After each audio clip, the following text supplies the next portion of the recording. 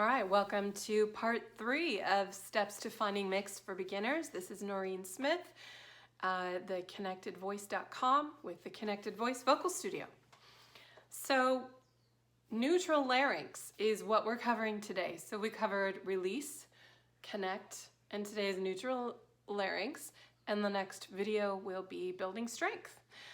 So first, a disclaimer, you can sing and mix with a high larynx.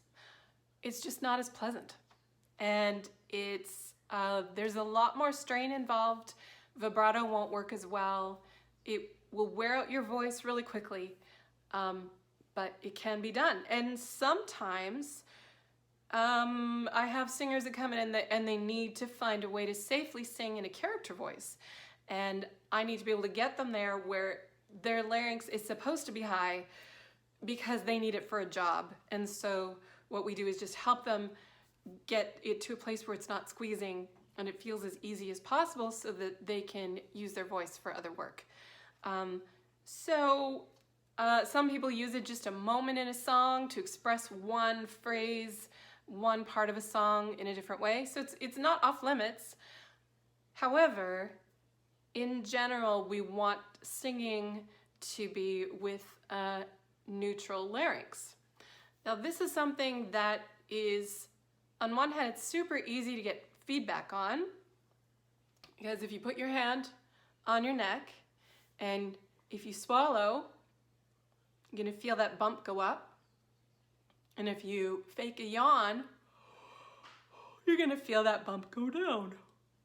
So we can do exercises, and if you keep your hand here and you're monitoring, you're feeling that bump go up and down, that's your larynx. It's larynx, voice box, Adam's apple, same thing. It's where your vocal cords live.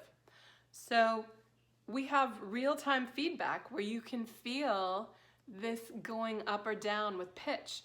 And most people raise it. As the pitch goes up, they raise it, and as the pitch goes down, they lower it. And ideally, we want it neutral, in the middle, wherever we are on our range. And for some people, that seems like an impossible task, but I've never had anyone yet who couldn't learn to do it, even if their body felt it was protested and felt it was impossible. So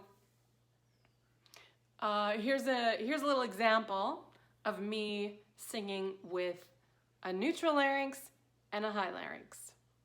So here's an example of just a musical phrase sung with a neutral larynx. So chest in the mix. So if I did, oh,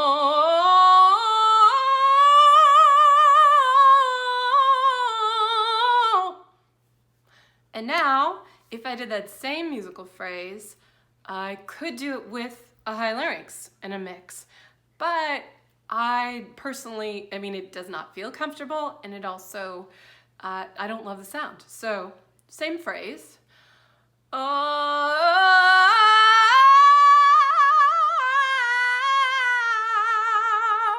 feels a little tight. Yeah, it's just not as fun. I like the other one better. All right, because we have this instant feedback, that part's easy. We know now, we'll be able to figure out when is this going up and down with pitch?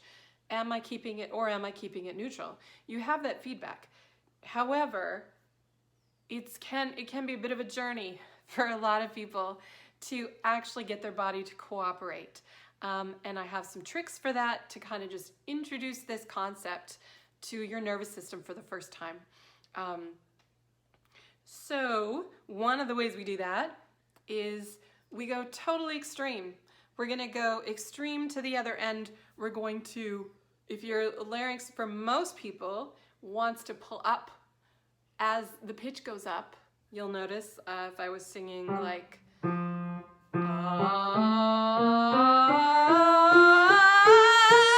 most people want to do that. So one of the ways we can just be aware, when does my body do that? Why is it happening? What points in my range is this happening? Because most people have no idea it's happening. So what we're going to start with is we're going to start with an extreme sound. This is not our finished product. I will not have you singing like this as a final result, but we're going to start with it really far down and dopey, and it makes me yawn.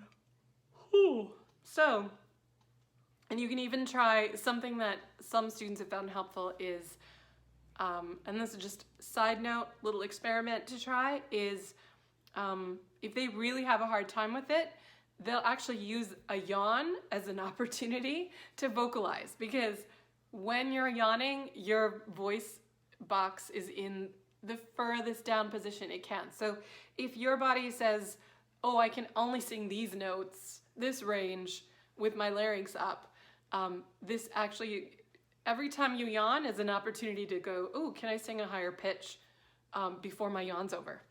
So a weird little experiment you can try when you're alone, maybe? I don't know.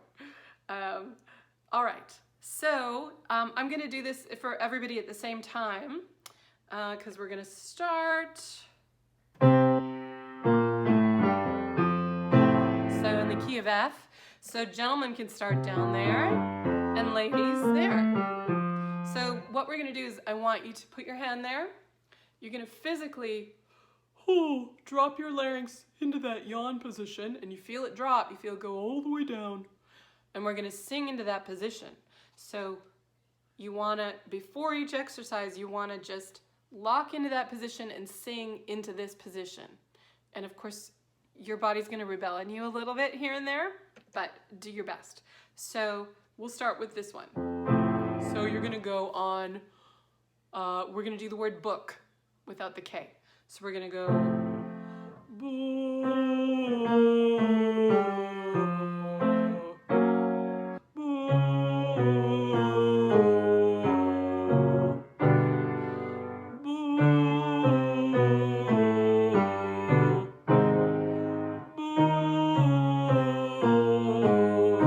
Keep going, get it in position before you sing the note. Dropped in, boo.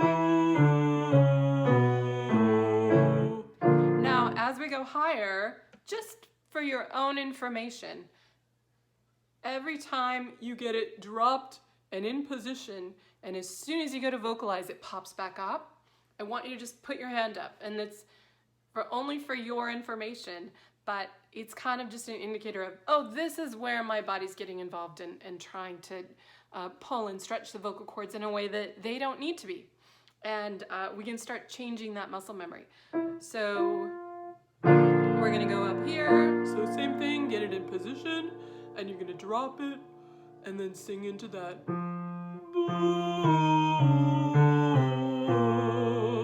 I can play in B, flat.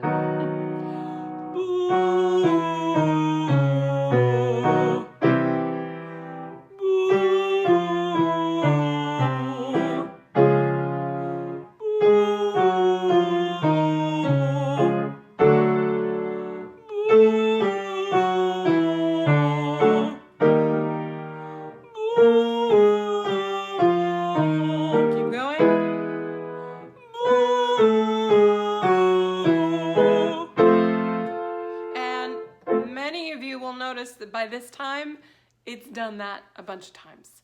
And so the first step is awareness, and just being aware that, oh, there's this thing that my body's doing that I had no idea it was doing this whole time. And this is the first step to just start to give your body another option. It's really just telling your nervous system, there's another option for singing these particular pitches. And it might be that your nervous system has never actually produced those pitches without this being up before.